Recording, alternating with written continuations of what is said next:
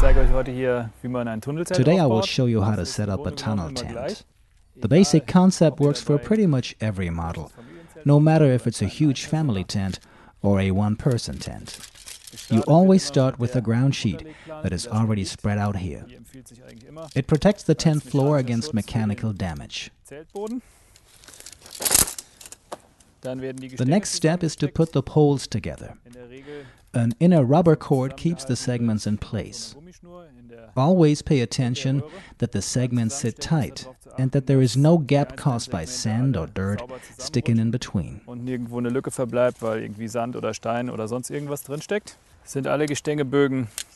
Once you're finished, check if all poles have the same length or if there are differences. In this case, we have 2 long poles and 1 shorter pole. Later, you will identify their places within the tent. Next is the tent and the tent bag. With a tunnel tent, the inner tent is usually attached to the outer cover, so you just have to unpack one piece.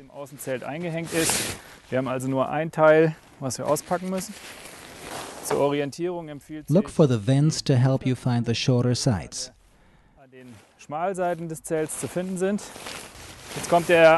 This is basically the only time you have to check what is located where.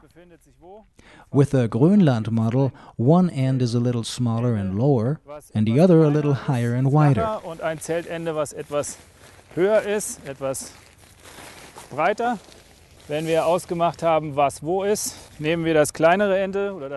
Take the smaller end and place it against the wind. Even with strong winds, you can use a simple trick to help you pitching the tent easily. Take the central tab at the small end and fix it with a stake. Now the wind can't blow the tent away. Zum Wind auszurichtenden Ende. Die zentrale Schlaufe wird mittels Hering fixiert. Damit kann dann das Zelt nicht vom Wind wegfliegen. The pole sleeves are clearly visible. Place the shorter pole on the lower end and the 2 longer ones on the higher end. Und die beiden Gestängebögen länger zu dem höheren Ende. Dann ist es so, dass die Gestängekanäle nur auf einer Seite einen Eingang haben. There is only one open side where the poles can be pushed into the sleeve. This prevents the poles to slip out of the other side and helps to set the tent up if you're all by yourself. Push the poles now through the opening all the way to the other end into a pocket, where they are kept tightly in place. Dann so weit eingeschoben, bis sie auf der gegenüberliegenden Seite sauber in die dafür vorgesehene Aufnahme rutschen. Sind alle Gestänge sauber eingeführt. Once all the poles are in place, you bring tension to them, giving the tent its shape.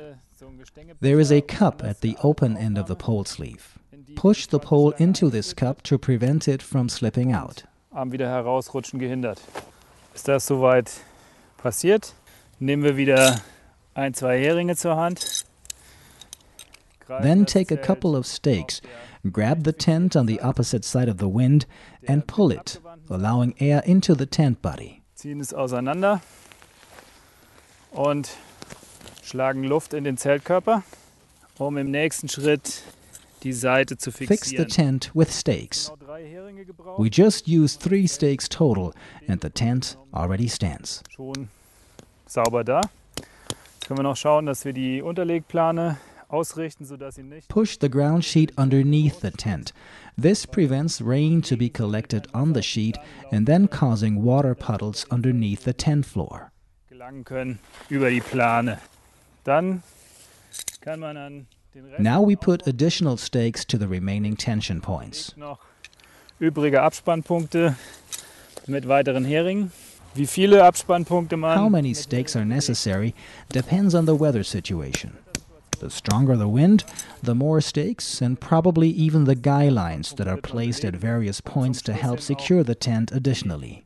Abspannleinen verwenden, die sich an verschiedenen Stellen am Zelt befinden und hier genutzt werden können, um das Ganze zusätzlich zu verspannen. To enhance the trim of the whole tent, you put one hand to the pole sleeve and pull the strap at the pole cup upwards with the other. Eine Hand auf den Gestängebogen liegt und die Spanngurte nach oben zu sich hinzieht. Das Zelt You are now ready to use the tent. As said in the beginning, the inner tent is already attached. All you need to do is put your sleeping bag and pad inside the tent, and you're ready for the night.